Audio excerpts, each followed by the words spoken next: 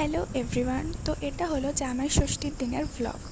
মা আর ভাই সকালে চলে গেছিলো মামার বাড়িতে, আর আমার আর বাবার কাজ ছিল, কারণ জামাই ষষ্ঠীর দিন তো আর কাজ অফ থাকে না। তো আমরা আর বাড়ি যাইনি, একেবারে শিয়ালদা থেকে ট্রেন ধরেই মামার বাড়ি চলে এসেছিলাম।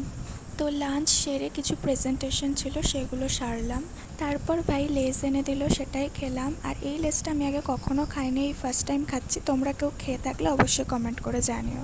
চলো তোমাদেরকে এক এক করে দেখাই যে দিদা আমার জন্য কি কি বানিয়ে রেখেছে। ফার্স্টেই ছিল আমশক্ত। আমি আমশক্ত খেতে খুব ভালোবাসি, আর দেখো এসে আমি অর্ধেকের ওপর তো খেয়েই নিয়েছি।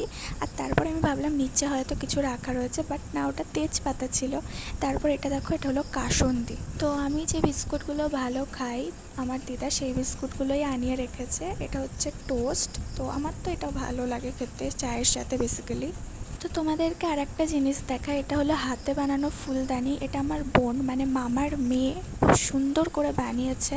মানে তোমরা জাস্ট দেখো, দারুণ দেখতে লাগছে। সন্ধ্যাবেলা চা আর মুড়ি নিয়ে বসলাম। তো গল্প করতে করতে পুরো সন্ধ্যাটা কেটে গেল। যেহেতু জামাই ষষ্ঠী ছিল শনিবারে, আর আমার বাবা তো দুপুরবেলা আসতেই পারেনি, তো দুপুরবেলা সেরকম খাওয়া দাওয়া হয়নি।